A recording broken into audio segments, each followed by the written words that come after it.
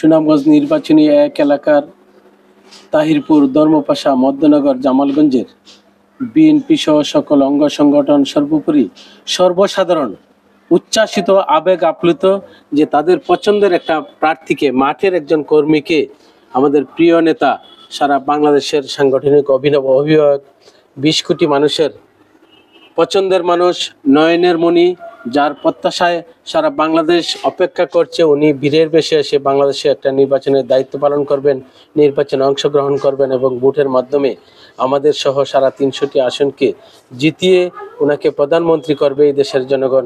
সেই প্রত্যাশিত জনাব তারেক রহমানের প্রতি কৃতজ্ঞতা প্রকাশ করছেন যে তারা যাচাই বাছাইয়ের পরে একজন পরীক্ষিত নেতৃত্বকে, পরীক্ষিত একজন কর্মীকে সুনামগঞ্জ এক নির্বাচনী এলাকায় মনোনীত করেছেন। এই এলাকায় আমাদের শিক্ষা ব্যবস্থা অনেক পিছিয়ে আছি। আমাদের শিক্ষা ব্যবস্থাকে আমরা ঢেলে সাজিয়ে আমাদের সর্বোচ্চ শিক্ষা যেভাবে গ্রহণ করতে পারে সর্বসাধারণের ছেলেমেয়েরা অধিকার আদায়ের, সেইটুকুর মাঝে গুরুত্বের প্রথম পর্যায়ে আমরা রেখেছি শিক্ষা ব্যবস্থাকে ঢেলে সাজাবো।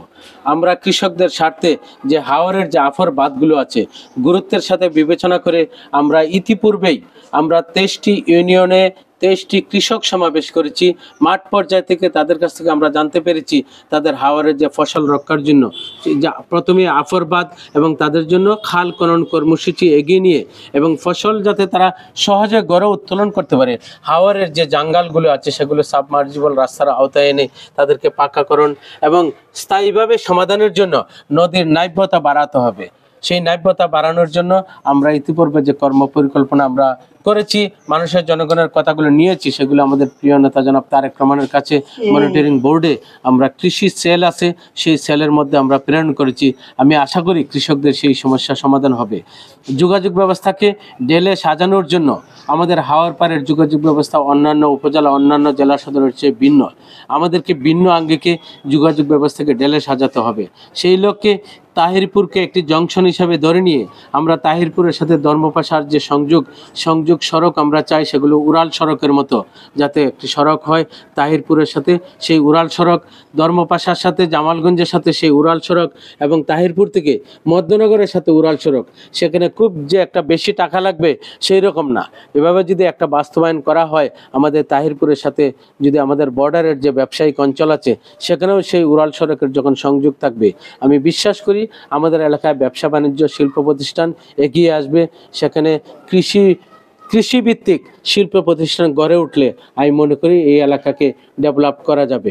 সবার আগে সেই যোগাযোগ ব্যবস্থার যে নেটওয়ার্ক আমরা দীর্ঘদিন যাবৎ কাজ করছি, এটা ভিন্ন আঙ্গিকে আমি বিশ্বাস করি আমাদের প্রিয় নেতা জনাব তারেক রহমান 2004 সালে আমাদের তাহিরপুর সহ আমাদের নির্বাচনী এলাকার প্রতিটা এলাকায় উনি ভিজিট করেছেন। ধর্মপাশে গিয়েছেন, জামালগঞ্জে গিয়েছেন, আমাদের সাবেক প্রধানমন্ত্রী মা বেগম খালেদা জিয়া জামালগঞ্জে গিয়েছেন, ধর্মপাশে গিয়েছেন, তাহিরপুরে এসেছেন। উনি জানেন কি করতে হবে।